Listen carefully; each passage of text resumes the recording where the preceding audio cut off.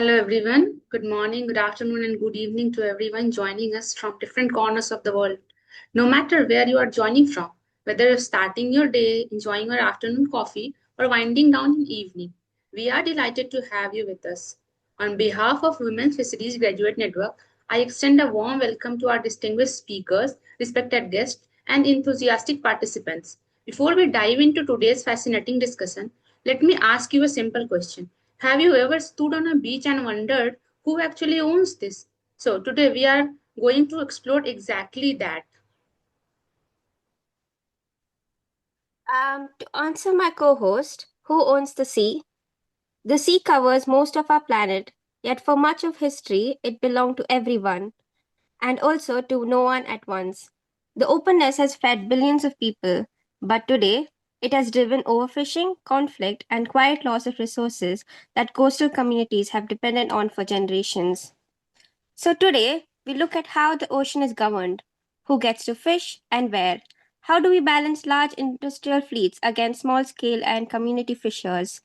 What do rights, quotas, and marine tensures look like in practice? And who is left out when those rights are drawn up? Beneath it all sits a question of fairness. As we build a blue economy, who truly benefits from the ocean's wealth? Let's think about that for a minute and explore this question together. So, hello everyone. I am Swati, currently pursuing my Master of Fisheries Science in Aquaculture from College of Fisheries, Kishanganj, Bihar. And it's a pleasure to and honor to be your host today with my co-host Kirtana Balamurgan. Warm welcome to everyone and welcome to the session too. My name is Kirtana Balamurgan, but you can call me Ki, and I'll be your co-host. I'm a plant molecular biologist by profession, but with a passion for seaweed and algal technology. I have completed my master's in plant genetics and crop improvement from the John Innes Center in Norwich. My work and passion sits right where science, sustainability, and blue economy meet, which is exactly where today's conversation lies. I am also a research coordinator and part of the Women Fishery Graduate Network. Okay, so it's time to start the session. Who owns the ocean? As we all know, ocean is one of the Earth's most valuable natural resources, which covers approximately 71% of planet's surface and playing a vital role in maintaining global climate, biodiversity, food security, transportation, tourism, shipping, etc. It is well understood that ocean is having immense potential. So the question which was asked earlier, if everyone remembers, who owns the ocean, doesn't have a simple answer. Just like my co-host told, ocean is for everyone. We are fortunate to have our outstanding experts joining us today. Each brings a unique perspective on ocean. I'm sure we are all in for insightful journey. I know everyone is eager to hear us from our expert, so I won't keep you waiting any longer because our speaker has so much to interesting things to say than I do. It's my privilege to welcome our first speaker, Mr. Hardin Aaron. First of all, thank you so much for taking time to speak with us at such an early hour. We appreciate your dedication and your valuable knowledge. Mr. Hardin Aaron, an emerging fisheries researcher and marine science professional with a strong commitment to sustainable fisheries and aquatic resource management. Mr. Hardin is currently pursuing his doctoral studies as a research assistant at a faculty of fisheries, Kagoshima University, Japan, where his research focuses on advising sustainable fisheries and aquaculture through scientific innovation. Prior to his doctoral degree, he served as Fisheries Extension Officer with Department of Fisheries, Ministry of Agriculture, St. Lucia, where he worked closely with fishing communities, promoted sustainable fisheries practice, and contributed to marine resources conservation and fisheries development initiative across the Caribbean.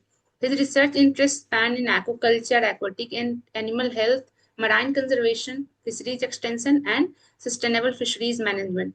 His recent scientific work has explored environmentally responsible approaches to reducing human marine mammal conflict in aquaculture, reflecting his commitment to balancing food production with ecosystem conservation. Today, we are delightful to have Mr. Hardin with us to share his perspective, international experiences, and insight into the future of sustainable fisheries and marine resource management. Ladies and gentlemen, please join me in warmly welcoming Mr. Hardin Aaron. Aaron, over to you, sir. Yes, good morning, everyone. My name is, as the host said, Dr. Hardin Aaron. Actually, I've already completed my PhD. I graduated in October of last year, just to clarify things. And yes, currently serve I currently serve as an aquaculture specialist with the Department of Fisheries in St. Lucia. This is in the Caribbean. And over the past 24 years, I have worked in aquaculture development, particularly in the production of Nile tilapia and its red hybrid, and the giant freshwater prawn, Macrobrachium rosenbergi. Today, I'd like to share part of my PhD research conducted in Kagoshima University in Japan, which focused on developing a more sustainable feeding strategy for shrimp hatcheries. I hope that this presentation demonstrates how scientific research can solve real problems faced by aquaculture farmers around the world. So I will share my presentation now.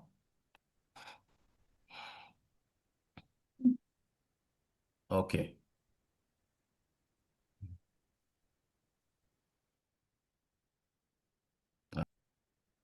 All right. So we're looking at reducing dependence on live feed through mixed feeding.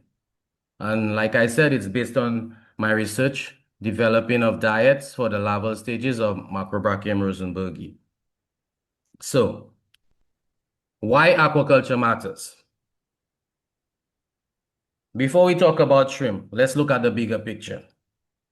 The world population continues to grow, and with it, the demand for healthy seafood or aquaculture products. Unfortunately, many wild fishes are already exploited or overfished. Aquaculture has become one of the fastest growing food production sectors because it provides high quality protein while reducing pressure on natural fish stocks. However, aquaculture itself must also become more sustainable. We need farming methods that reduce cost, improves efficiency, and minimize environmental impacts. This is where research like this is very important. Now, let's look at Macrobrachium rosenbergi, or giant freshwater prawn. I'm not too familiar with how you all refer to it in India, but I understood that it's a very popular species and it's picking up in its production in recent years. So, giant freshwater prawn is one of the most valuable freshwater crustaceans cultured worldwide.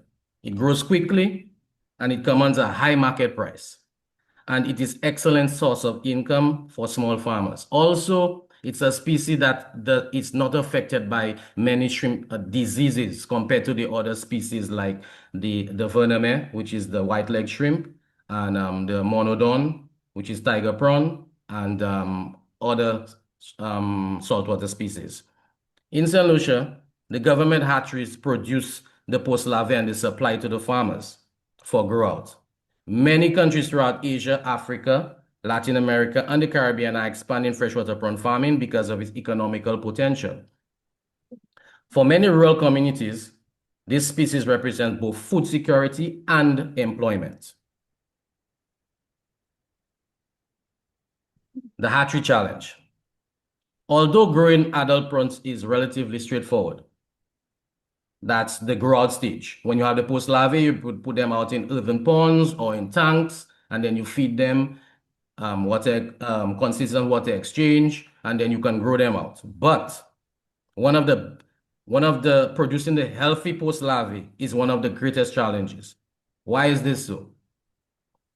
One of the biggest reasons is because of a tiny organism called Artemia or brine shrimp.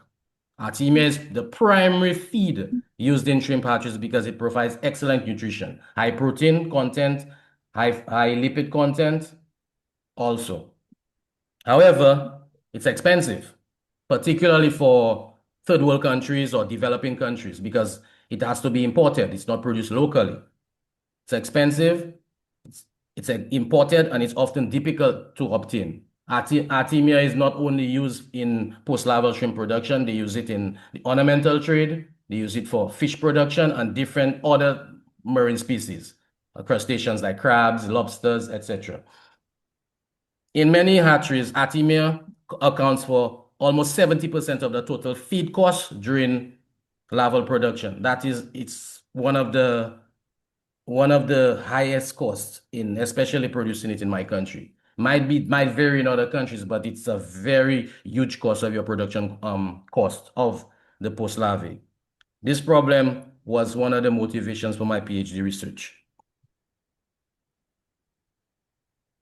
Okay, our research question. My research focused on one simple but important question. Can we replace some of the expensive Artemia with artificial feed while still producing healthy shrimp larvae? If successful, hatcheries could reduce production costs without sacrificing growth or survival. Finding this balance is essential for making aquaculture more sustainable. So how did we look at that? Did we investigate it? To answer this question, I compared 6 different feeding regime strategies.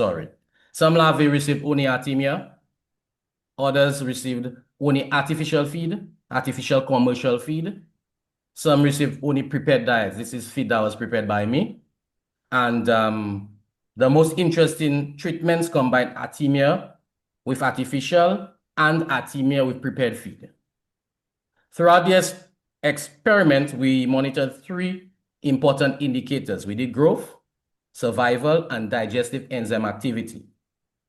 So these measurements allowed us to determine not only how fast the shrimp grew, but also how effectively they digested different diets. Digestive enzymes are essentially the shrimp's internal food processing system. We measured 3 important enzymes. We did amylase, which breaks down carbohydrates, as many of you all would know, protease, digest proteins, and lipase, digest fats. By measuring 3 enzymes, we can understand whether shrimp are actually able to utilize different feeds effectively and efficiently. And also, we can tell at what stage that they are able to process it. That's the stage in their development.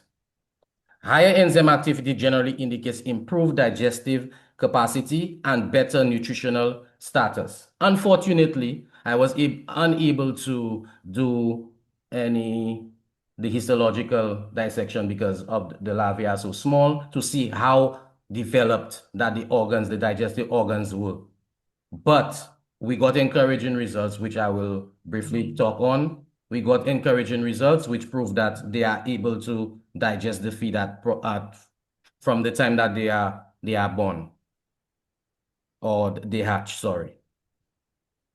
Economic impact. Our results, sorry. Yes. Key findings, sorry. Our results were very encouraging.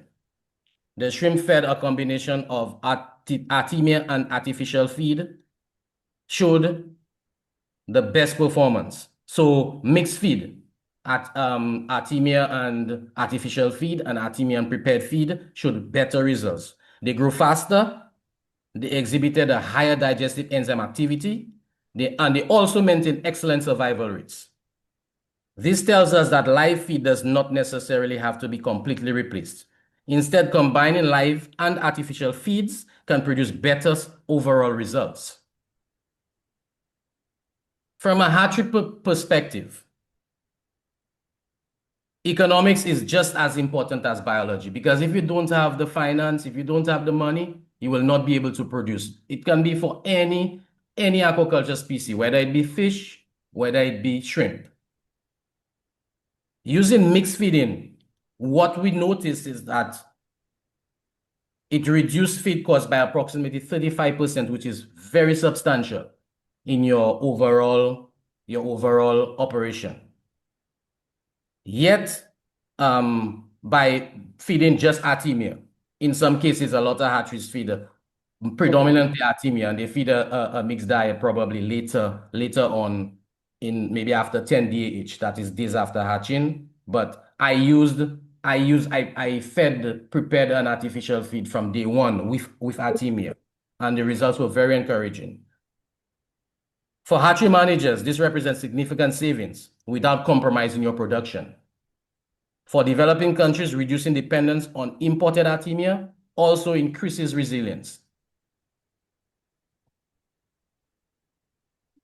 This research, it extends beyond shrimp farming.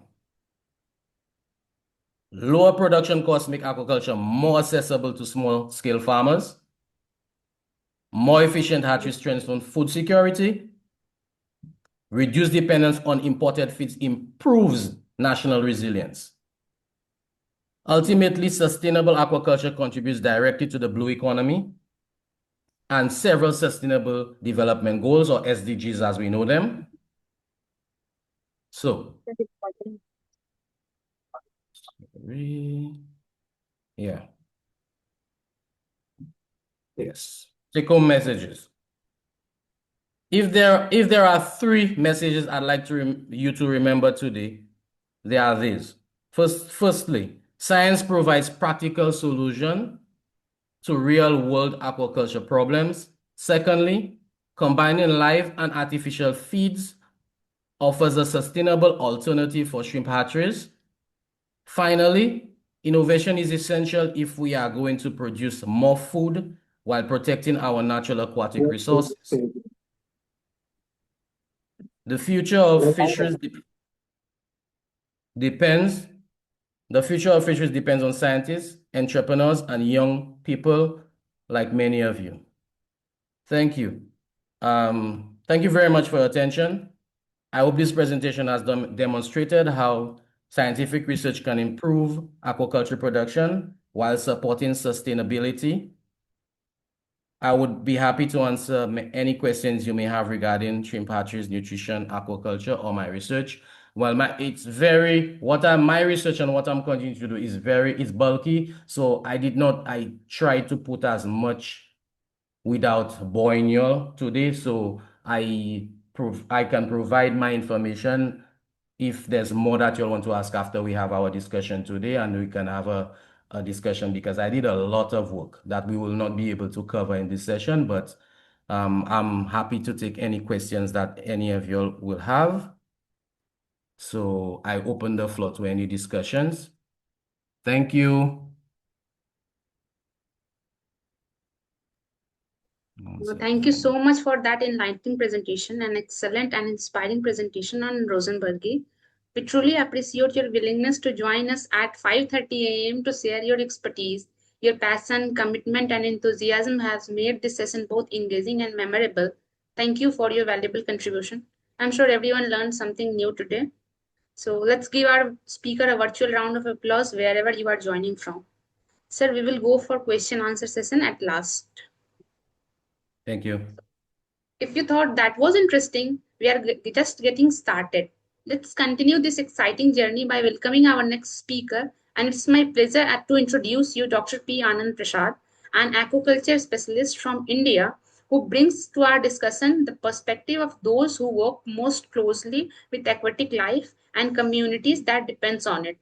When we ask who owns the ocean, we often think of governments, treaties, and industries, but we must not forget the millions of people whose daily lives are bound to water. the fish farmers and fishers whose food, income, and future rest on healthy, well-managed aquatic resources. Dr. Prasad's field, aquaculture, sits right at this human heart of the question. It is a science of practice of raising aquatic species sustainably, easing pressure on wild stock, strengthening food security, and giving coastal and inland communities a genuine stake in blue economy. His work speaks to a truth that runs through his entire session, that the future of ocean is not only about protecting it, but about ensuring that people who rely on it are supported, included, and able to thrive.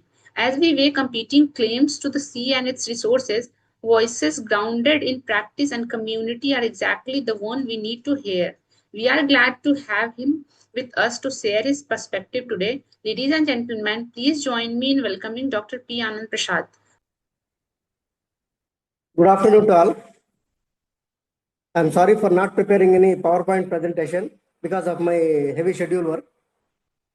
Today I'm going to explain about pearl aquaculture because it is ocean related aspect.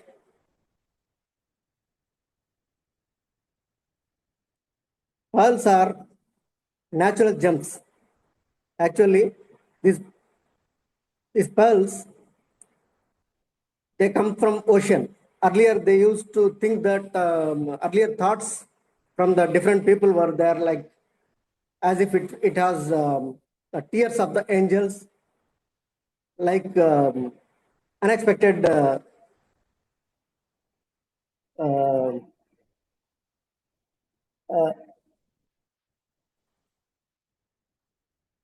was not truly explained theory, but in 1905, Tokuchi Nishikawa, a Japanese scientist, he has revealed that pearl is made of calcium carbonate and it will be coming from oysters, pearl oysters. One minute.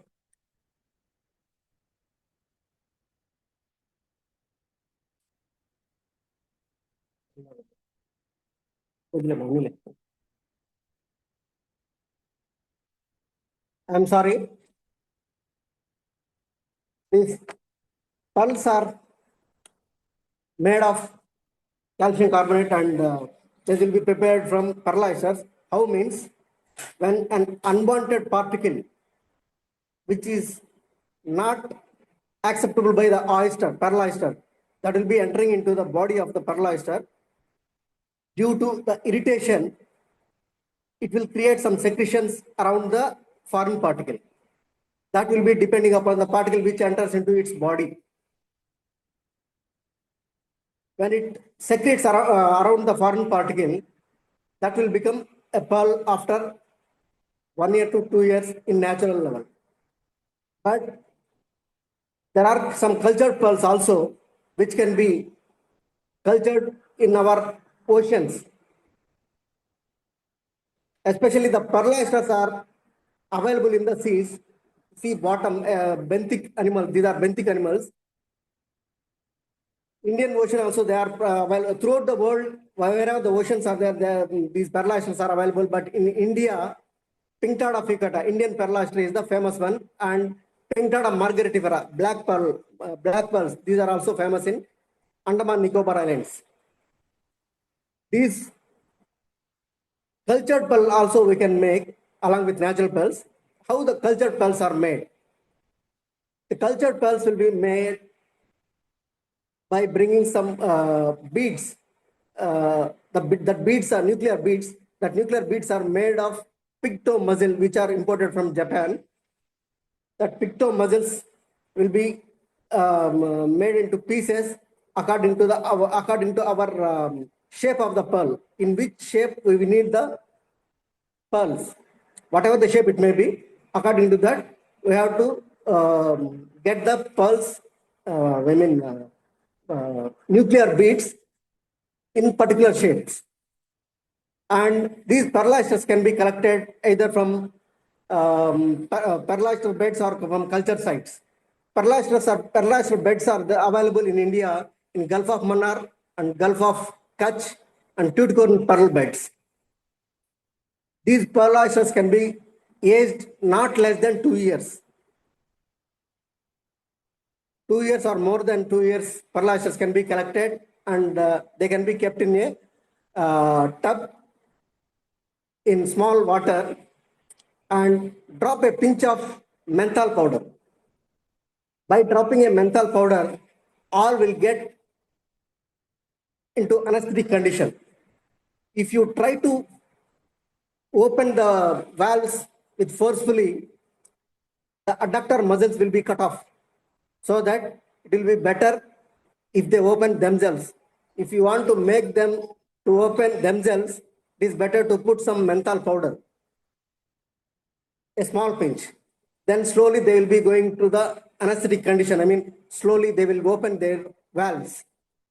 At that time, there are some pearl oyster implantation kits.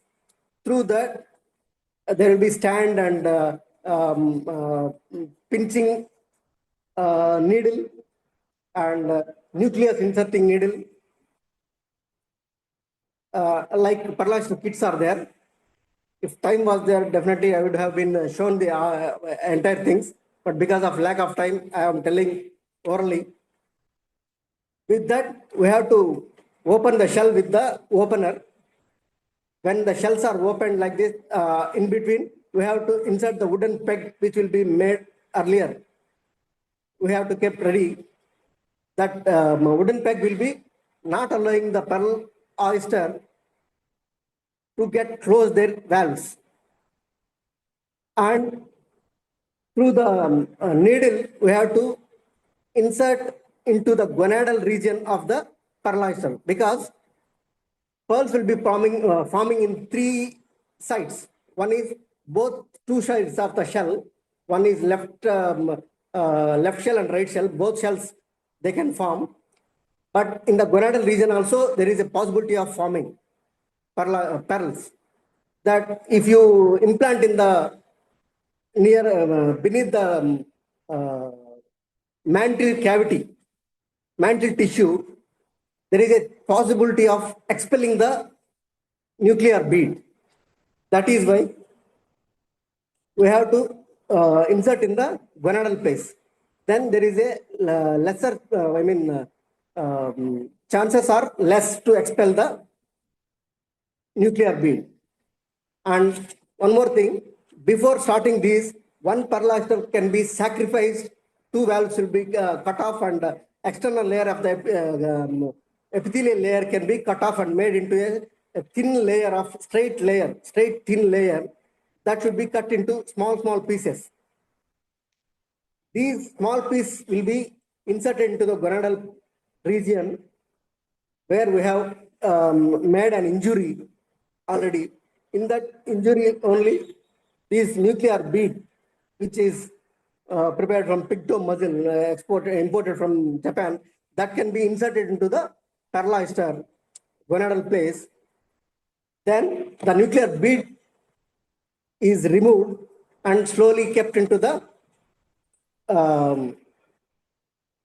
sterile, fresh seawater. That wound will be healed after 7 days to 15 days. That period is called convalescence period. During this convalescence period, that wound will be healed up, and automatically after that, according to the feeding of the pearl oyster, that pearl will be forming within 8 to 10 months. After that, we can take the all pearl oysters. We can collect all the pearl oysters and same which we have used for the implantation of nucleus. Same thing will be done in a tub. All pearl oysters can be collected with small little water and small pinch of methanol will be placed into the tub. Slowly they will open their valves, and just you take it and shake forcefully. With that, the pearl will be formed pearl. If it is there, it will be falling down. The pearls are collected, and salt paper should be taken and slowly rub on the pearl oyster paper, pearls. when you are rubbing, that unwanted thing will be removed from the pearl, and these pearls are kept aside. In these pearls, there will be three types of pearls will be formed: A grade, B grade, and C grade. A grade pearls will be excellent color, shape, size, whatever it is, everything will flowels will be very, very nice. That pearls is called A grade pearl. Some defect may be there from B grade pearls. It will be looking like A grade pearls only, but somewhere the color coating may not be sufficient, and somewhere it may not be formed particularly. This type of are called B grade, and C grade pearls, they are less quality than B grade. Sometimes B grade pearls can be made into A grade pearls. They are called, that procedure is called drilling. That is a machine. If we keep the B grade pearls into the drilling machine, due to the force of that will be moving around the um, that drilling machine, so that the coating will be formed evenly. So it also will be forming into the A grade pearl.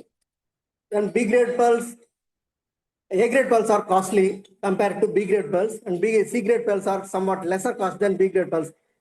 Before 10 to 20 years, it was around 3,600 rupees A grade pearls, but at present it might have increased. Even trash pearls are also having value.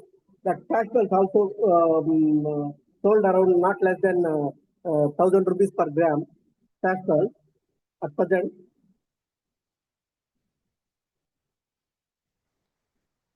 So by this in this method, we can go for pearl oyster culture. Same method can be applicable for freshwater mussel also. These pearl oysters, Pinctada pipata is the Indian pearl oyster, and Pinctada margaritifera is the Andaman oyster, Andaman pearl oyster. Along with these two, in freshwater also, freshwater mussel is there. That is called Lamellidens marginalis. In these also, we can go for these three types of pearls. According to the market, there is pearls are adorable things in the world. All women are fond of these pearls. These are having very good market in the even in India and foreign market also. Depending upon this, we have to culture the pearl oysters. Even natural pearls also formed, but percentage is very less. Even cultured pearls also formed almost. If you are stocking 1,000 pearl oysters, you will be getting only 200 to 300 only. In that also A grade, B grade, C grade pearls will be there. But in freshwater mussel culture, the possibility of pearl retaining is more compared to marine pearl oysters. Thank you very much for giving this opportunity. If you have any doubts, I can clarify.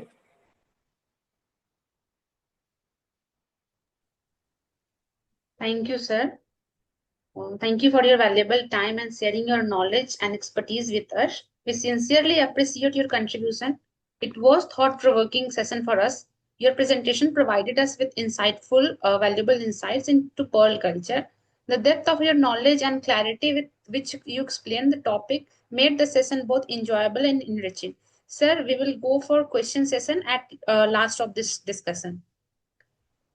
Now, I would like to hand over the session to our next host, Key, who will take us through the next segment of the program. Over to you, Key. Thank you, Swati. It is my real pleasure to introduce our next speaker, Emma Algotsson, who turns her attention to one of the most urgent and often overlooked questions of ocean stewardship. What happens to everything we leave behind in the sea? Emma is the managing director of Catch Green, based in South Africa, and a leading voice in the fight against marine plastic pollution from fishing. Much of her work centers on what is known as ghost gear, the abandoned, lost, and discarded fishing nets and ropes that drift through our oceans. continuing to trap and kill marine life for years, sometimes decades. It is one of the most damaging and persistent forms of ocean plastic, and Hema has made it her mission to confront it. But her approach is not simply to remove plastic, it is to reimagine it. She is also the associate founder of the Compostable Plastic Council, which represents the compostable plastic sector and promotes alignment with international certification and compliance standards. She developed circular, locally driven solutions that transform end of life fishing gear into valuable new products, and she's helped pioneer biodegradable nets and ropes designed to break down safely if they ever get lost at sea. This work has taken her well beyond South Africa, across the African continent, and out to island nations like the Maldives and Sri Lanka, gathering data directly from fishing communities, creating jobs, and changing the perception that end of life gear is simply rubbish rather than a resource. Her message speaks directly to the theme of today's session because owning a stake in the ocean is not only about the right to take from it, it is about the responsibility for what we put into it, and it is our duty to leave it healthier than we found it. Ladies and gentlemen, please join me to welcome Emma Aggleston. Over to you, Emma. Thank you so much, and thank you so much for inviting me to speak today. Do you see me? Yes, we see you, Emma. Okay. And I'm also going to share my presentation for today.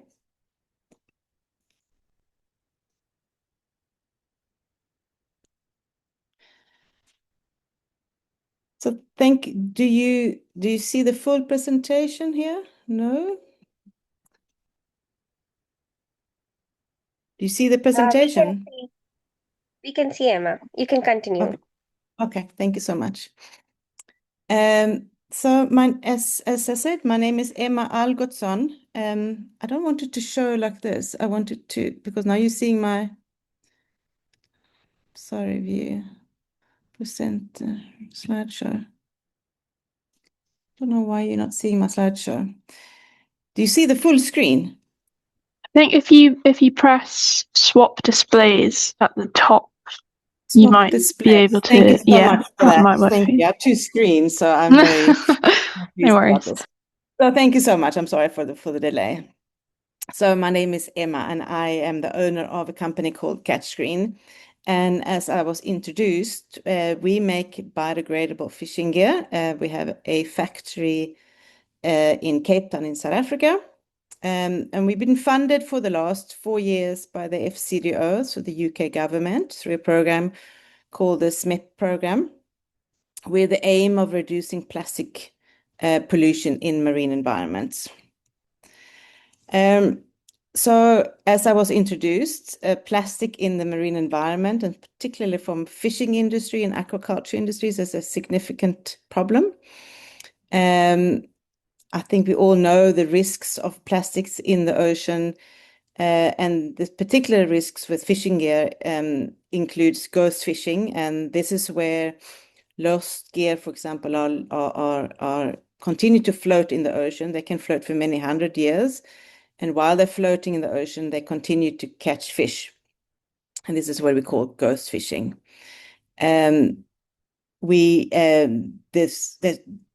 Fishing gear are made to last for many, many years. This is how they're made. So they will continue to fish or ghost fish for many 100 years. If eventually they break down, as all plastics will do, if they are left in the natural environment, they will cause microplastics. And we all know the dangers of microplastics in the ocean or in environment. They're also very difficult to recycle. After being used, the plastics in the fishing gear has started to degrade, not biodegrade, degrade. And this is when you stop using your fishing gear, is when it's not functional anymore.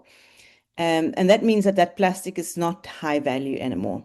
So it's very costly. First of all, you must retrieve the plastic from the ocean, and it's very costly and difficult to recycle. This means that this estimated that less than 1% of plastic in the ocean is actually recycled. fishing gear in the ocean has a lot of social impact as well. And that financial burden often is impacted mostly on small scale or coastal communities. These are the communities that live on and have their livelihoods from the ocean.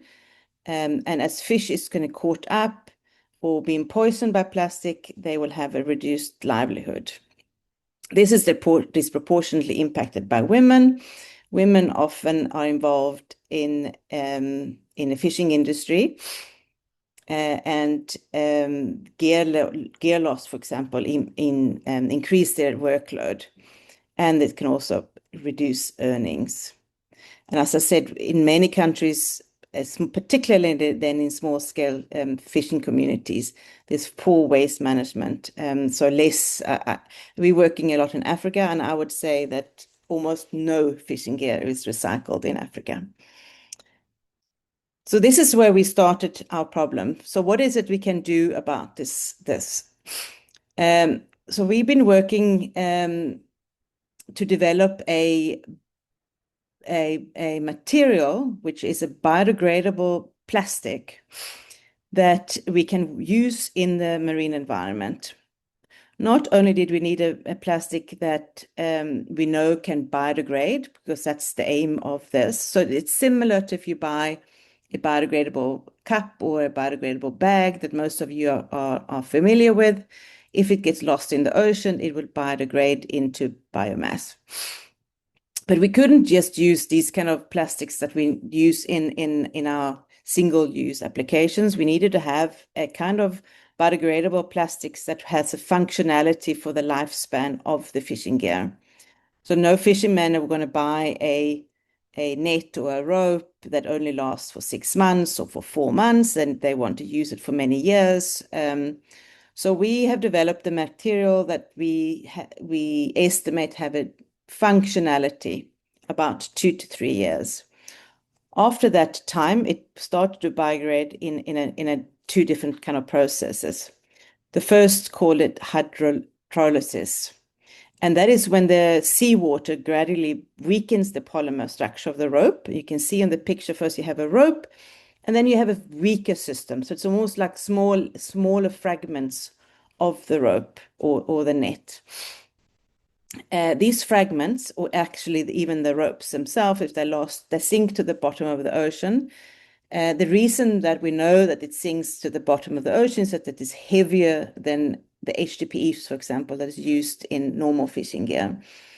It has a higher density, so sink to the bottom of the ocean. And at the bottom ocean, you have microbial activity, and they eat the plastic, and the end results is a biomass. You will also have some carbon and some water. It will not result in microplastics, which is the most important part. So what we've done is we use this material, and we developed various ropes and nets and twines, and you can see we're using it for seaweed ropes and pots, and we also start trying to introduce it for FADs, which is fish aggregating devices for tuna fishing. We've been working mostly, as I said, in Africa, and I want to speak a little bit about the pilots that we've done in Kenya, where we've been working with the Kenyan Marine Fisheries Research Institute. And we have been piloting 3 different applications with them, and these are all for small-scale fisheries. The first one is for seaweed farming, and this is an activity that is mostly includes women. And as you see on the picture, this is tropical seaweed farming, where you plant pieces of seaweed onto ropes that are then placed into the ocean over time. And in that time, the seaweed grows, and you can harvest it, and then you can replant on the same rope again. What we've done is we introduced our ropes side by side by normal HDPE ropes over 3 years. And in that period, we worked with the community and also from researchers from Kimfree to measure the efficiency. So for most important for us is to make sure that our ropes produce the same kind of amount of seaweed as you would have if you use normal ropes. And we, to our surprise, I must admit, we realized that actually we had a higher increase of biomass production on our biodegradable ropes compared to the conventional ropes. And this was measured over 3 years. So we had it says 8% here, but it's actually an 8.5% increase in biomass production. We haven't investigated the reason for this, but I have learned that if you use any natural rope, so if you can use, there's been experiments using coconut or sisal ropes or cotton ropes for seaweed ropes. As soon as you start introducing a more natural element into seaweed farming, you will see this increase. And this is not necessarily something that is released from these ropes, but rather it's a reduction of contaminants from traditional ropes. So these have been very successful trials for us, and we are now expanding this in many countries. We're doing trials in all the way from Alaska to Madagascar to Portugal, and we're very excited about this kind of development. We also worked on gill net trials, and gill net is a small net that is used for small-scale farmers in Kenya. And we only replace the headline and the lead line on the nets. We cannot yet make the actual nylon net replacement. I have just ordered from a company to get these nets. We're going to start trialing the whole entire nets in biodegradable material. But at this stage, we replaced 50% of the weight of the net. And there we just measured and did trials to make sure that we catch the same amount of fish. And we actually caught, there's no significant difference on the amount of fish, the type of fish, or the weight or size of fish. We got a little bit different in types of fish that would be caught, but it's not significant. So also very successful trials. We also replaced only the rope part that holds together fish traps. So fish traps are made of natural products.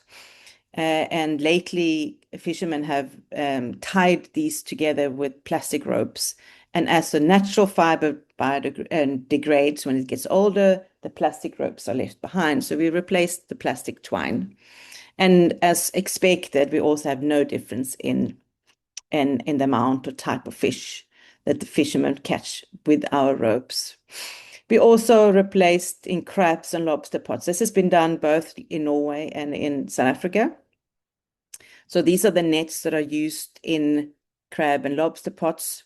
This is because a lot of these pots get lost in stormy weathers and continue to catch if they're lost. If you use our nets, in a few years' time, these materials will break down and they will obviously have no ghost fishing capacity. And these trials have also been very successful, and we see no difference in the efficiency between our ropes, nets and traditional nets.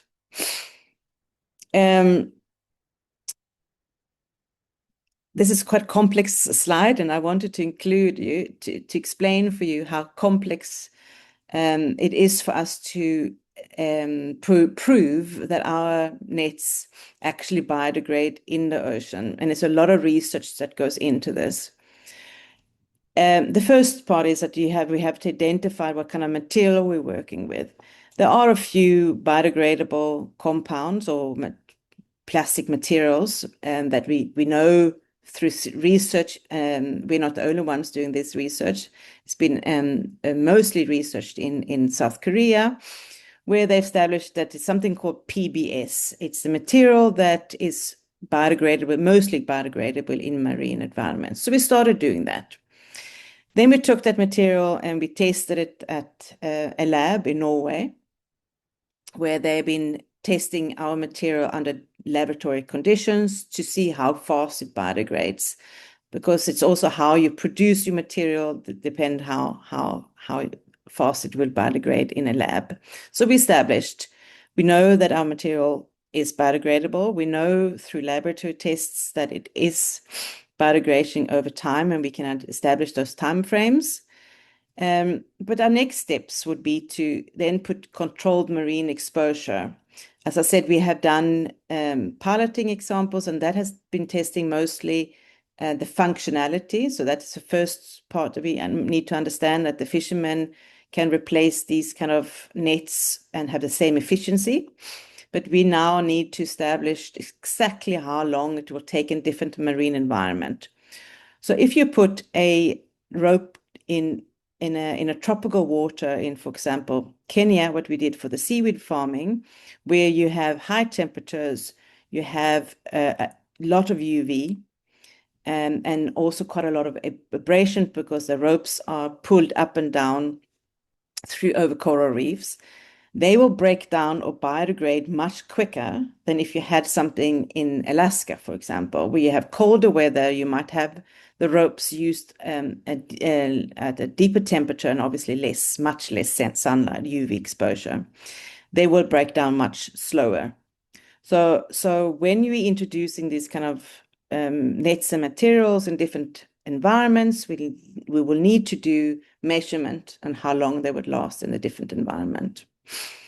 And that can only be done through real world pilots. And that's why we have started piloting all over around the world to try to build evidence on how these materials and nets will work for different kind of fishermen or fishing cultures. This is just a summary of all the work we've been doing, and I'm very grateful to be able to share our experience with you. And obviously, if you have any questions, I'm more than willing to answer anything you're interested in. Thank you so much.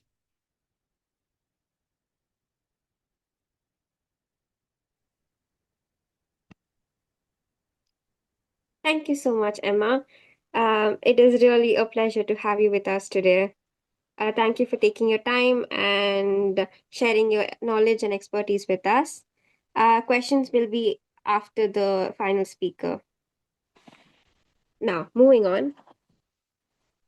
Our final speaker for today brings a perspective that could not be more central to today's theme, the quiet, essential, and often difficult of helping us all share the ocean.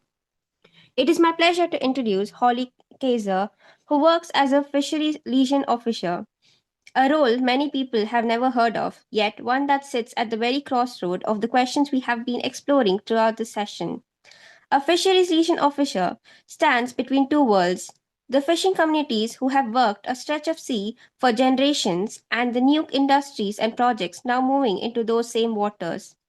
She acts as the bridge that keeps communication flowing in both directions, ensuring fishers are heard, their activities and livelihood are protected as far as possible, and development happens in a way that is responsible, transparent, and sensitive to those who were there first.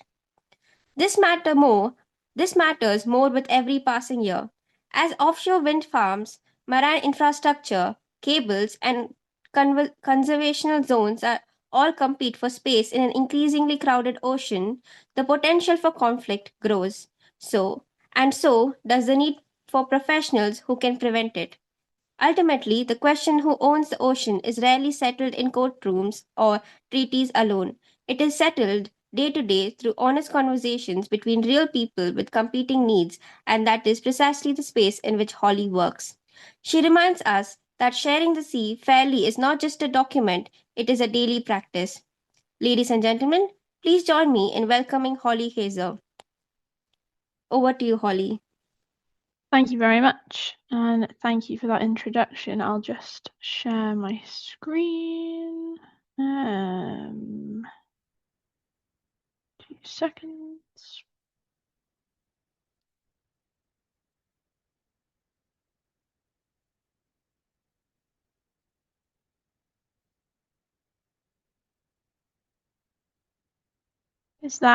Can you see my screen? Yes, we can. Is that on the PowerPoint slide? Yes, you can continue. Great. Thank you. Thank you. Okay. Good morning, everyone, or good afternoon from wherever you are listening from. I'll start by saying that it's great to be here along some really interesting and high-profile speakers. And it's very exciting to be talking to an international audience. As you all are aware, fisheries are inherently international. Fish stocks don't stick to national boundaries and they migrate across oceans. And that requires countries to work together to ensure their sustainable management. So I hope I can provide a somewhat interesting talk for you today and give you something to think about for your future careers. I'll start by giving you a bit about my background just before I plunge in. So my name is Holly Kaiser. I live in the UK and I've recently moved to London, but I grew up in Wales and Scotland. And for most of my life, I have lived by the coast alongside fishing communities. I've worked with fishermen for over 5 years on various projects and in differing guises.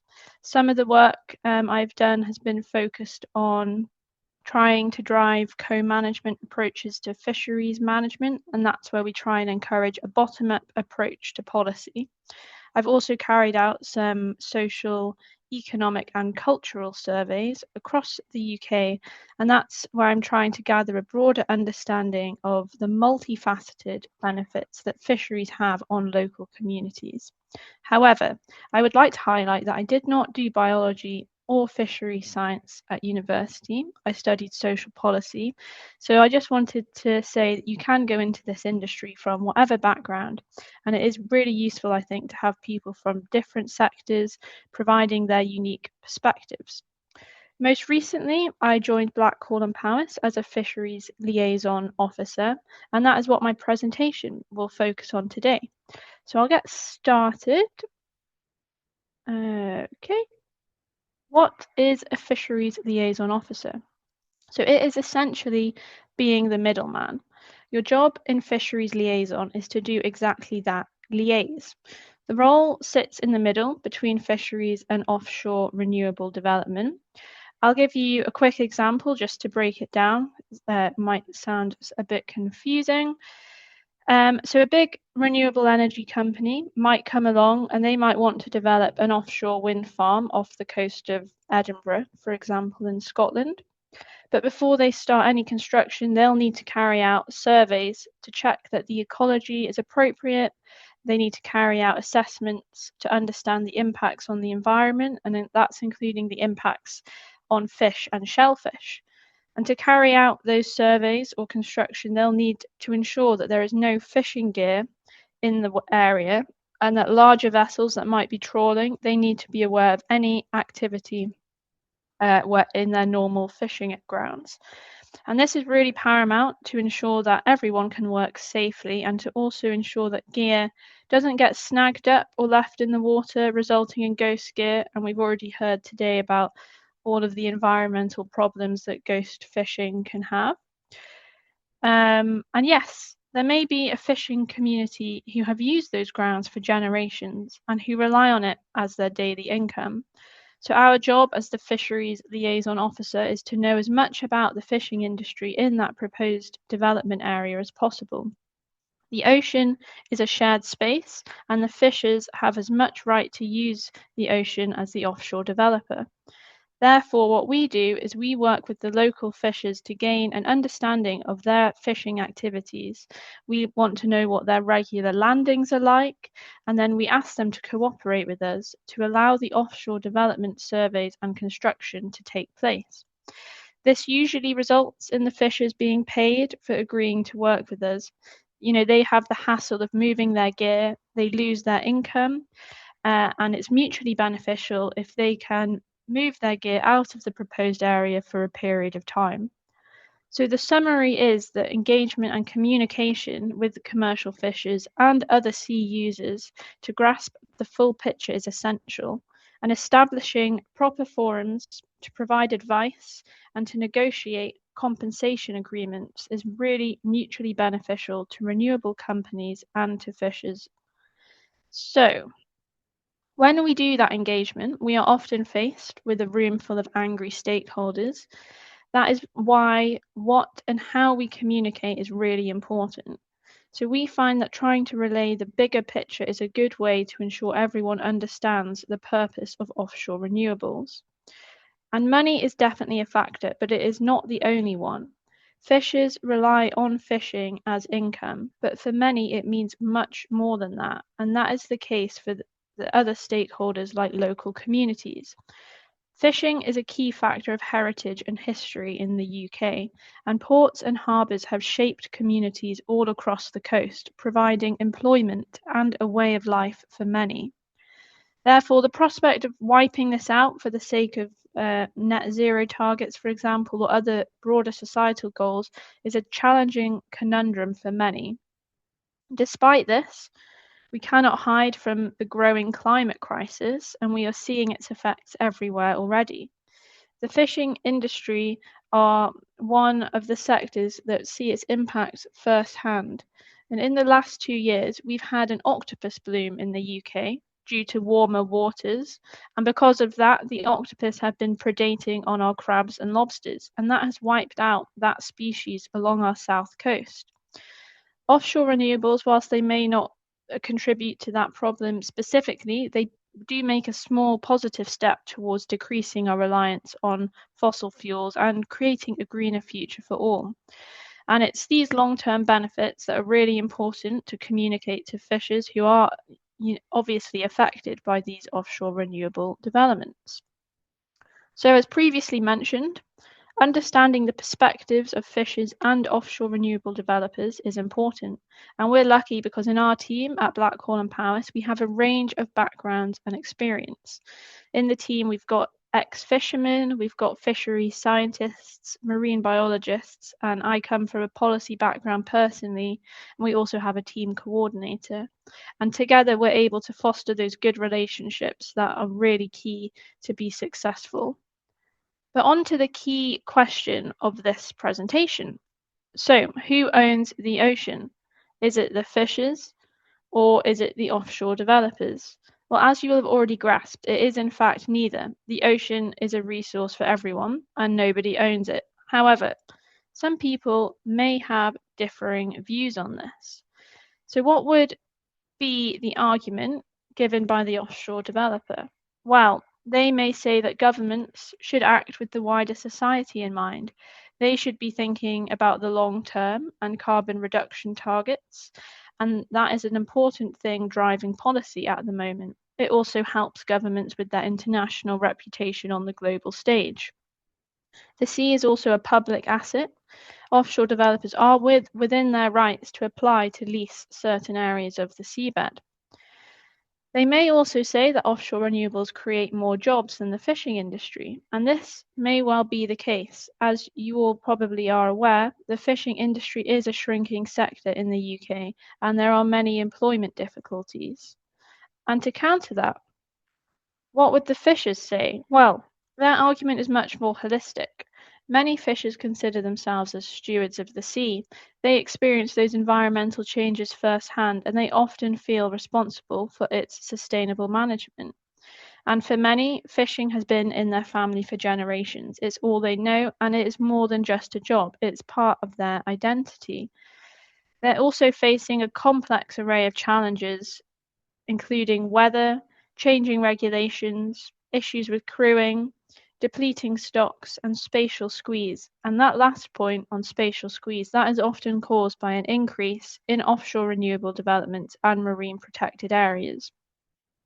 So how do we balance these competing cases? Well, the important thing to remember is that all of those points are valid.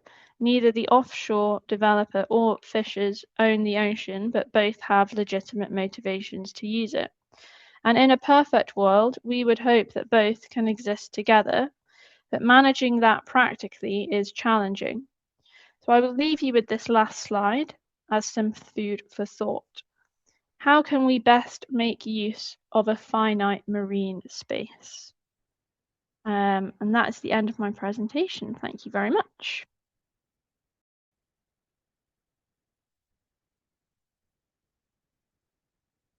Thank you very much, Holly. It was really great to have you with us today. And now I would also like to thank all of our speakers who have brought something unique and offered wonderful insights. I'd now like to open the floor to the audience. If you have a question, please use the chat or raise hand feature and I'll bring you in. Do let us know if your question is for a particular speaker or for the whole panel. While the first question comes in, a gentle reminder to keep questions brief so we can include as many voices as possible. Let's begin.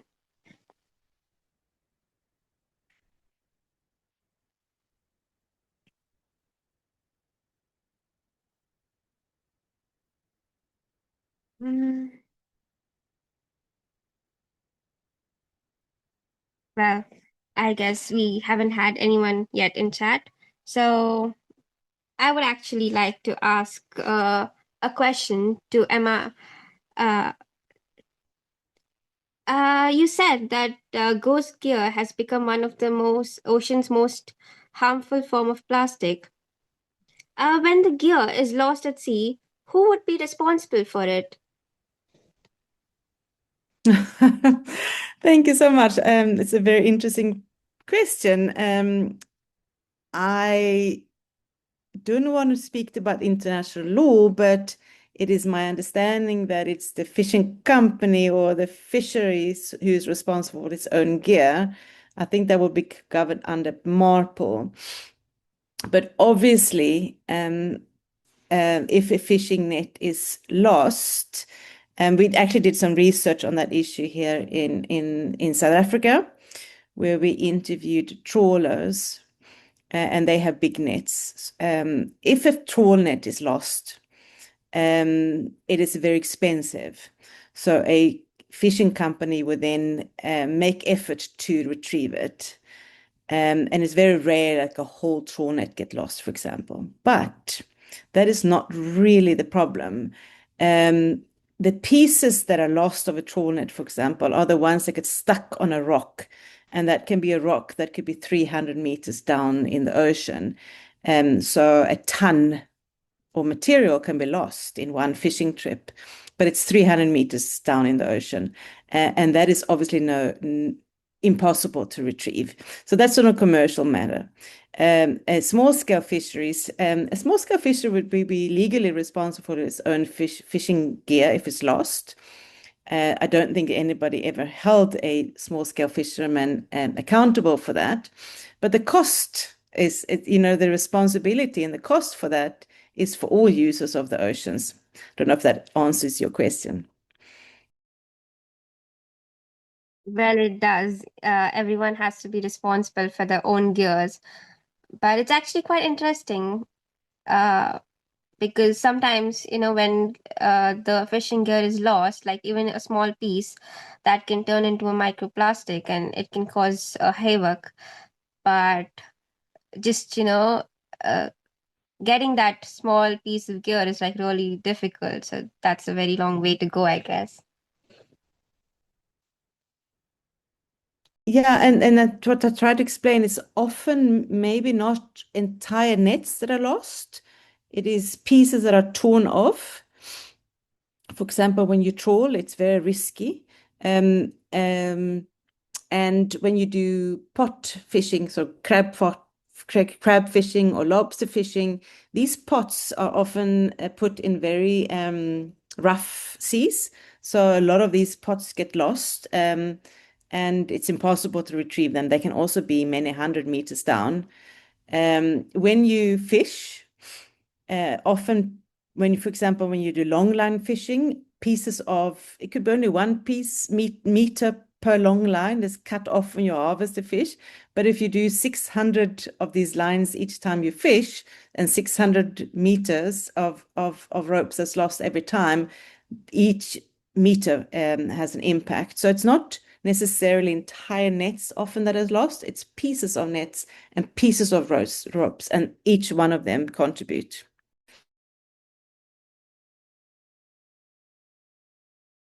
Okay.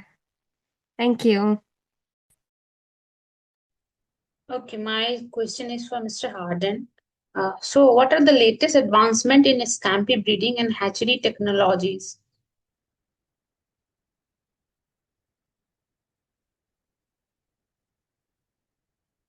Yes, I'm sorry about that.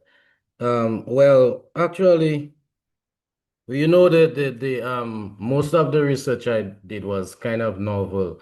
They've only focused on when we look at the whole production of post-larval shrimp, particularly Macrobrachium rosenbergi, there's most of the hatcheries, they have like a standard method that they employ where they feed the the larvae from 0 to 10 DH with strictly Artemia. Then they start to incorporate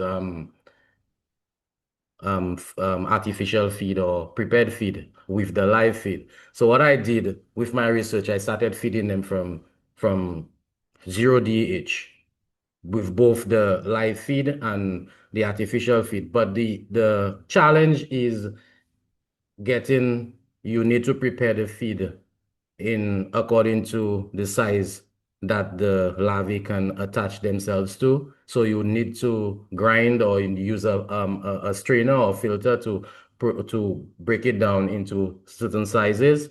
So I am currently working on preparing like a manual. I did it for my hatchery here, but I want to at least probably share my knowledge across the board so that because we think that like we only have to stick with the live feed in the early stages, but it can't work once you have a delivery method where you can get the feed to the artificial feed to the larvae. I think it's possible, and I had good growth, good survival. So I think there's nothing established that, I mean, what I'm saying that's documented in terms of like you can go online and see this method, but I'm hoping soon to publish something that y'all can, anybody that wants to look at it and refer to it can do. I don't know if that answer your question, but that's where we are now.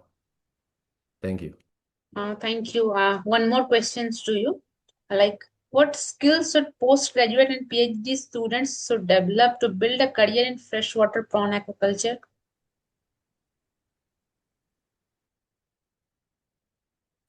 Yes, sorry. Yes, I think it's very important when you want to if you want to do your skills, particularly in post-larval shrimp production, whether it be marine or freshwater prawns, it's very important for you to look at do some course in water quality management because these are factors that are very important when you're producing shrimp, especially not just post-larval shrimp, but in grout. So you need to look at water quality. I think it's very important to look at to have a background in feed nutrition as well, particularly shrimp nutrition, because it's a area that I think that a lot of students can look into too, because when you look at fish, whatever species that's done is in aquaculture, there is so much done when it comes to nutrition and feed, but there's not much in when it comes to shrimp, particularly Macrobrachium rosenbergi. So I think that's one area that you can look into also. And those people that love genetics, I think that's another area you can also look into because many of the strains that we have now, the Macrobrachium is not a pure strain. It's probably native to whatever country that you're getting it from. So that's one thing you can look into to see which species, like which genes or can encourage more growth. There are some of them species that will grow faster than the others and things like that. So I think these three areas are areas that you can look into if you want to get into this. Thank you so much for your answers. You're welcome. I guess someone has raised their hands. Naomi Nekunga, do you want to ask your question? Yes, I would like to ask Ms. Emma from South Africa. I just want to find out, like, how is the demand or the market for the fishing gears that are made of from natural and the one that we had initially, like the one that we have been using before that. And my second question is, do you also use those kind of gears in media consumption and media? Thank you.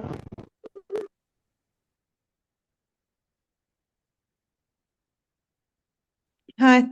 Do you want me to answer? Yes, I only heard the first question, so maybe you can write the second question in the comments in the chat. And I think the first question was the market between biodegradable and traditional fishing gear. It's a very valid question, and I think the issue here is about cost, and I think that's possibly what you allude to. Unfortunately, when we make these kind of new materials and new innovations, they will be more expensive than your traditional fishing gear. And that is because the raw materials that we use to make them are innovative, they're new, and they are not as commonly available as you would have if you make normal plastic. So you will have a price differentiation between 2 and 5 times more expensive. This will have a significant impact on small-scale fisheries. So in those situations, we are, for example, working in Kenya, we're working with the Kenyan government, and we're proposing a gear exchange program. That would be that small-scale fisheries hand in their unsustainable fishing gear to fishing officers, and in return, they would get a biodegradable, more sustainable fishing gear. For seaweed farming, for example, we're proposing subsidies for small-scale fishers or aquaculture farmers. For commercial fisheries, the price differentiation might not have such a big impact. Interestingly, fishing gear is not the main cost for a fishing fleet.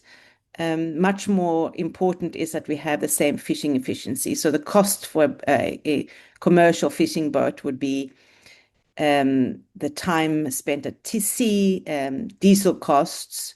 So if our nets don't catch the same amount of fish, then it would not be a market for this kind of material.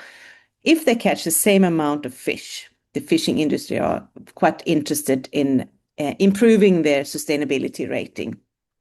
And I didn't hear the last question. Did you? Part of the question. Maybe you can repeat I wanted it. to say, but okay, I wanted to say like there is technical issues. Naomi, My I question, think the your last voice question is is breaking. Could you please write it in the chat, please? Your voice is breaking. Sorry.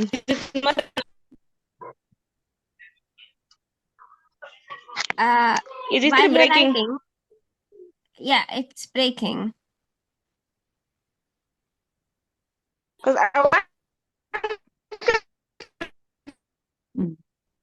It's still breaking. I would like you to write your questions in the chat box, and I would like to go to the next person because Kodai Swaminathan raised her hand as well. Do you want to ask your question, please? Hi, my name is Coco. Am I audible to you guys? Yes, you are. Go ahead. Okay. Hi, Miss Emma. I have two things to say, actually. First, it is a very good initiative for the fishing companies to go collect back the ghost nets that have been damaged and left around. What I have doubt is the trawling that's happening, right? A lot of countries, they don't support trawling because of the fact that it is against sustainability and conservation, right?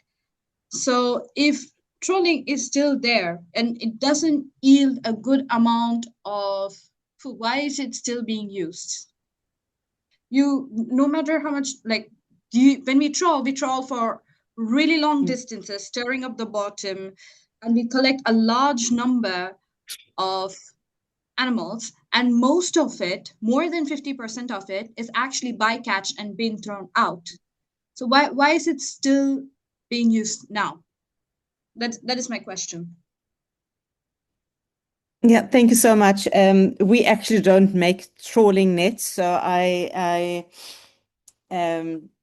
understand the concerns, but we don't make trawl nets. I just gave an example of nets that are very problematic when it comes to plastic.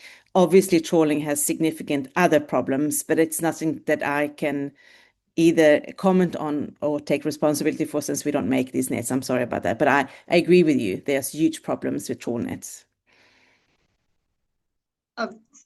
Thank you so much. I assume you make the nets, so that's why I asked you. No, we don't make trawl nets. I said we're working mostly with small scale fisheries, but I gave us an example of a very problematic and how nets are lost in the ocean. To continue on this, you said they collect the nets that are left out, right? Like the broken nets. Do your company also collect other ghost nets that are there if they find it? Yeah, so I mean, we don't work we don't collect, but we do work with a company here in South Africa. It's the first time in Africa, I think, that there's a large scale collection of old nets, and it's on a commercial basis. And there we're working with the company that collects the net. And we are working with Stellenbosch University to analyze so we are plastic manufacturers. We're analyzing that kind of nets that comes back together with, as I said, with Stellenbosch University from a polymer perspective to see what we can make from these nets again. As I said before, recycling of fishing is very problematic. So even if they're collected, then you must clean it, you must shred it, and then hopefully you can make something else from it. And that is what we are looking at from a polymer perspective. What is it that we can make? You cannot make a new net from it. It's not quality enough from it. I'm also concerned that it might be contaminated by diesel, for example, been on a boat. So we are, as I said, we are at the stage at the moment. We are just starting to analyze the compounds. And what we're aiming to do is then find applications that you can make from it. We're, for example, looking to make sports equipment from that. It is one of our proposals. Okay, that clarifies a lot of things. Thank you so much. Now we have in a chat box, we have another question for Mr. Hardin. It's by Aditi. She's asking that Mr. Hardin used Artima with some artificial feed.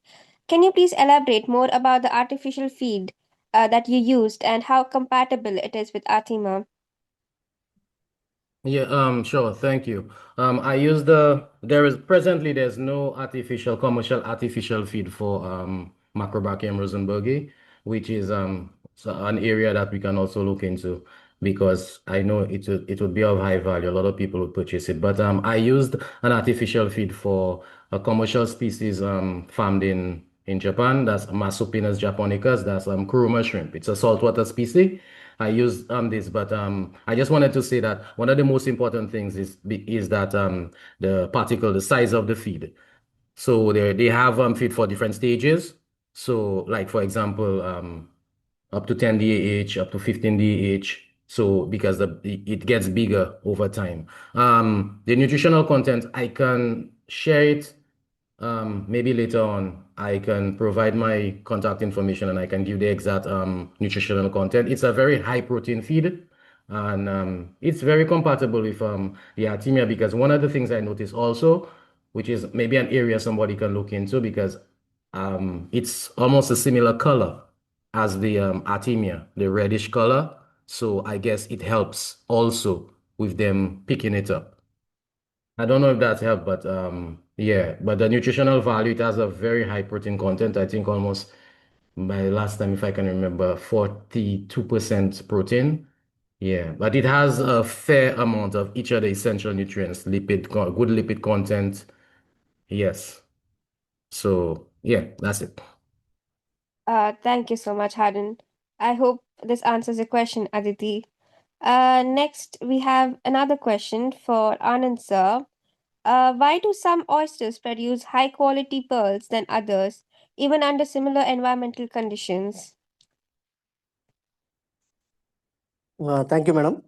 Actually, these pearl oysters are inserted nucleuses, no? That pearl oysters cannot be able to accommodate foreign particles in their body, actually. That is why very few of the all the perlasters, maximum perlasters will be expelling the whatever we are inserting into their body. But some perlasters, especially, they can accommodate each and everything, whatever is coming from the extraneous places. That is why the body can be able to accommodate the foreign particle into their body. Such type of perlasters can be able to hold whatever the foreign particles are entering into their bodies.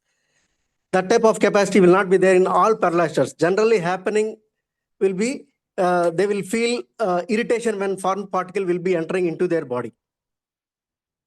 All we cannot sure that entire particles, whatever they will be entering into their body, will be creating an irritation.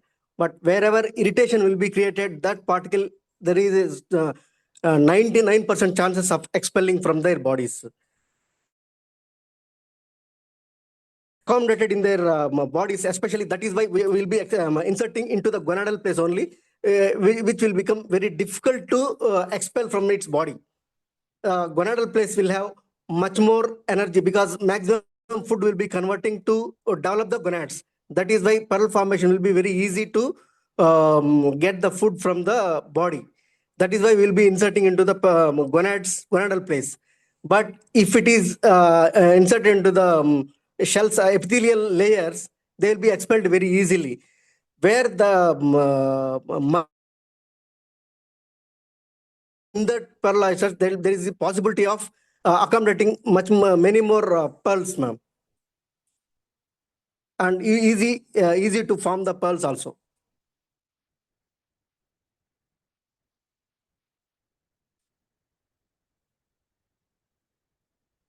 Thank you, sir. Swati, you wanted to ask your question, right? You can go ahead.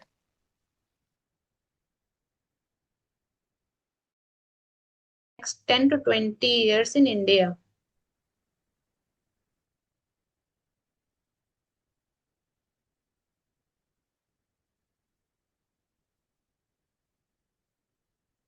Sorry, Swati, can you repeat your question? Okay. Looking ahead, what do you think, sir, is the future of pearl industry in next 10 to 20 years? Ma'am, next in 20 years, actually the perlaster forming capacity for suppose for if you pearls into the body of 100 nuclear beads into the perlaster body, there is a possibility in India, there is a possibility of expelling 80%. So there will be only 20 to 25% possibilities are there to retain in their body. In future also same will be continuing, but the interest among the farmers is very less compared to the aquaculture. In entire aquaculture, edible oysters, shrimp and fish also. But awareness is less in perlasters farming and implantation techniques.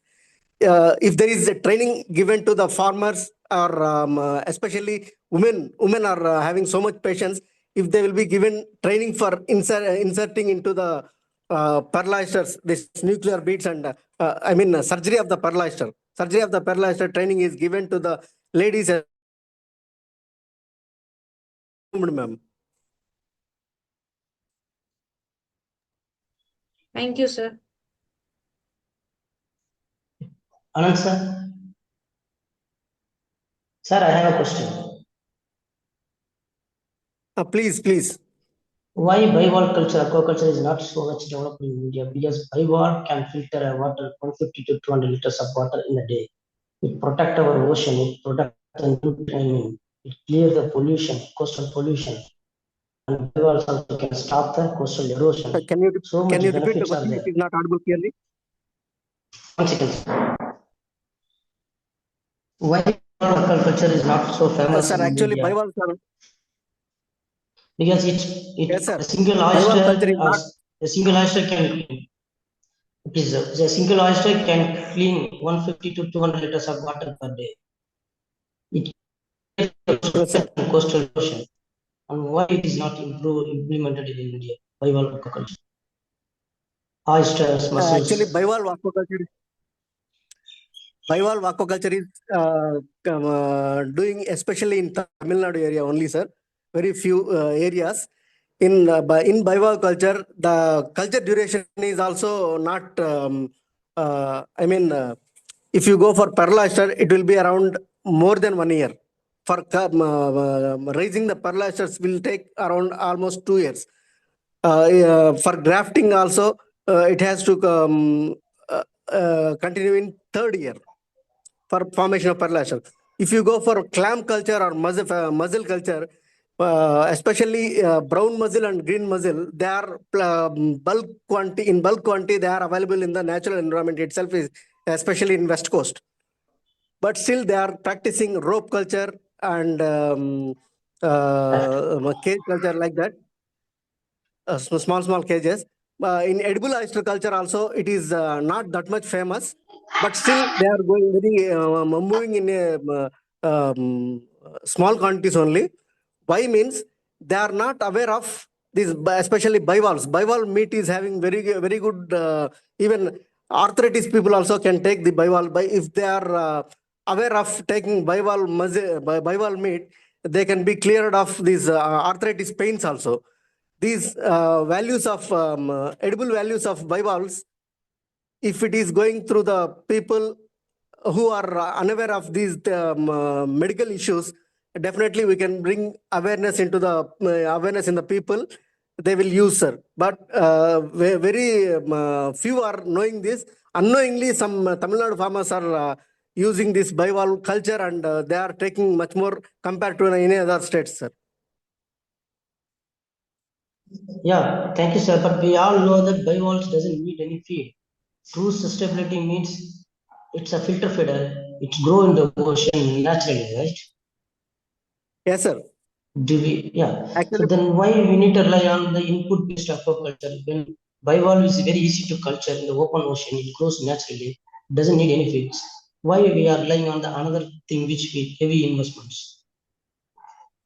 there is no need to go for any heavy investments for bivalves, especially Yeah, if but there is yes, it grows composite in fish feed. culture. Please, sir, please. In composite fish culture also we can use some marine fish and marine pearl oyster, freshwater fishes and bivalves. These integration can be done. In the integration, we'll be applying some chemical fertilizers to develop the plankton. That plankton is sufficient for the pearl oysters, whether it is freshwater mussel or pearl oysters. Both we can use in composite fish culture to get less inputs. Within less inputs only, we'll be getting both benefits, sir. Can you give us a training for our own students if possible? Sure, sir. Because this is something interesting. We need to find an Yes, sir. alternative aquaculture without an investment, Yes, sir. because bivalve doesn't need any investment because it grows in the ocean. Yes, sir. Yes, sir. And it clear the water, coastal waters, because a single oyster can clean 200 liters of water per day. It's a very good for a Yes, sir. heavy aquaculture industry.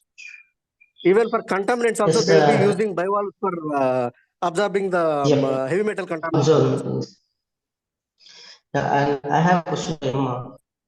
Sir. Emma, thank you, sir. Emma, Welcome. are you here?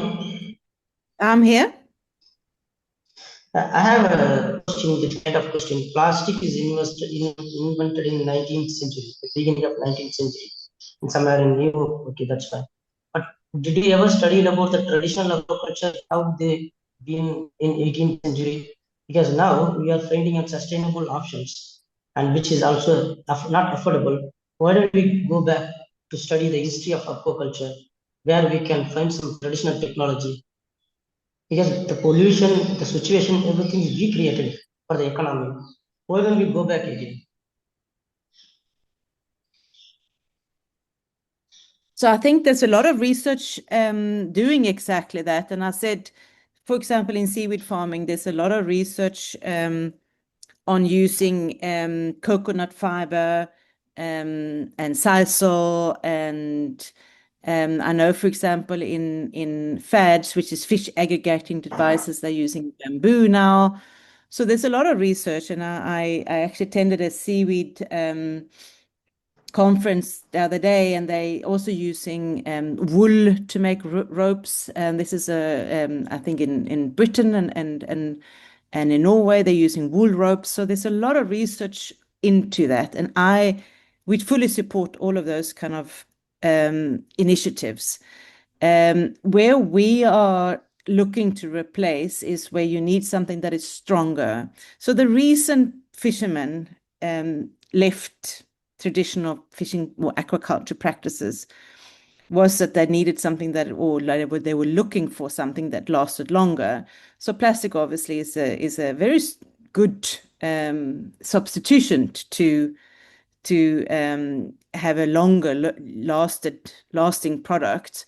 But as we know now, which we probably didn't know when we introduced plastic from the beginning, is that would have this significant, hugely problematic environmental impact. So we are definitely not replacing applications, and we're working with the producers of these kind of more natural fibers where we can. So for example, we're working with the tuna industry with fish aggregating devices. I don't know if you know what that is, but it's something that is used in the tuna industry to attract tuna in for example in the Pacifics. It's a hugely problematic device. It's similar controversial, I think, as trawling. It is an application that is used, and they are trying to make that more natural. So they're now introducing coconut and hemp and all of those kind of fibers for certain parts of the fads. They cannot get them to stick together. So you need something stronger to tie these kind of materials together, and that's when we're using our biodegradable ropes to tie it together. So definitely agree with you. Where we can replace with more traditional, as you're saying, farming or aquaculture traditions, we should.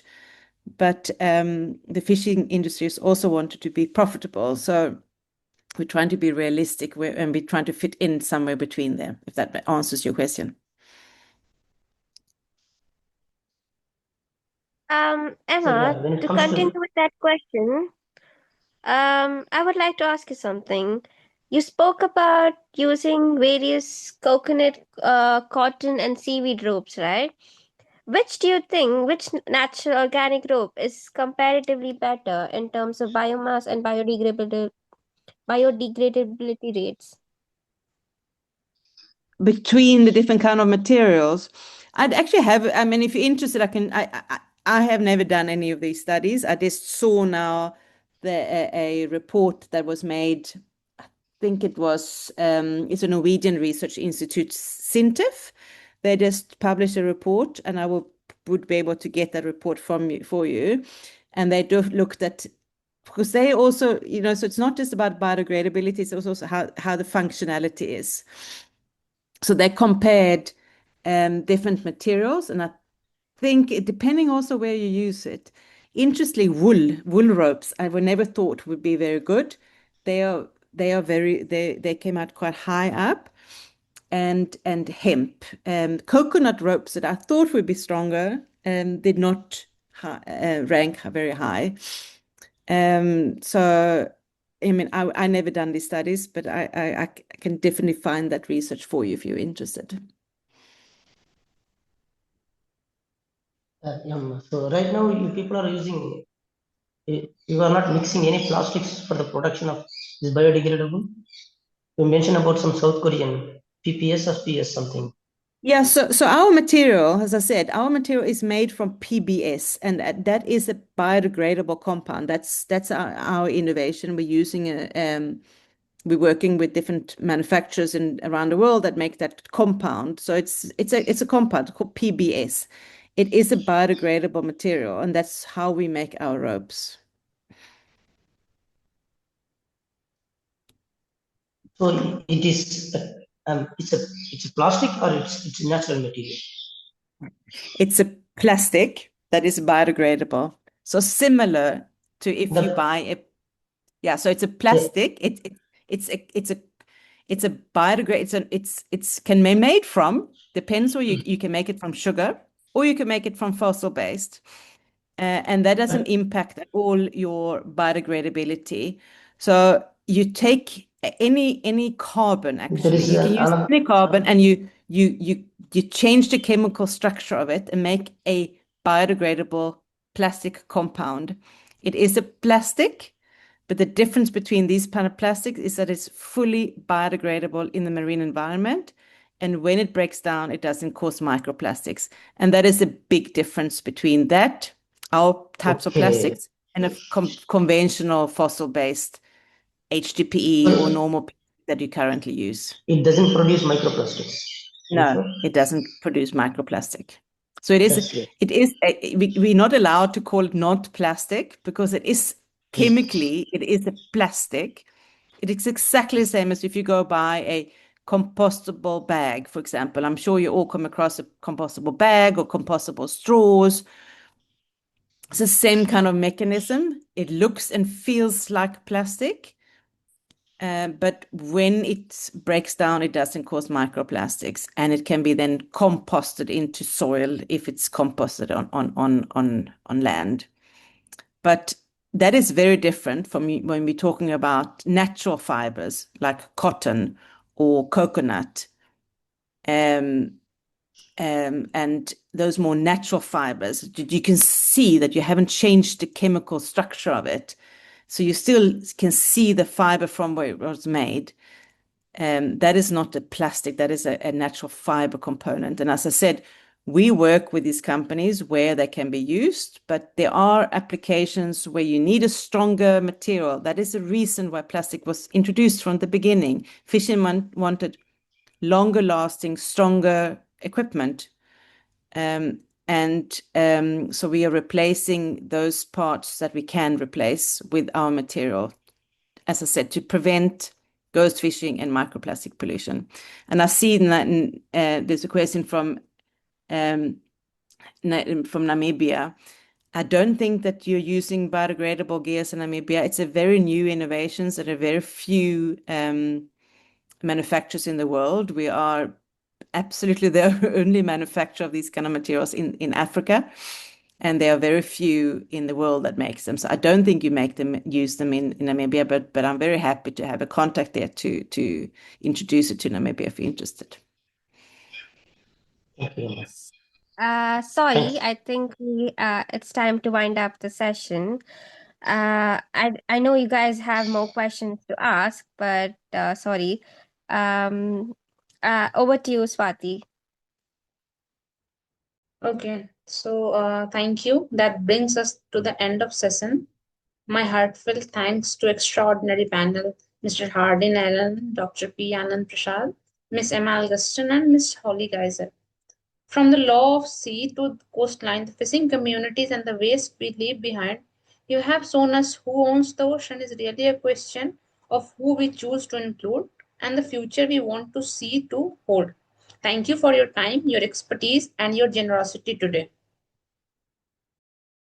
Thank you so much, everyone, for joining us from across the world and for being part of this conversation.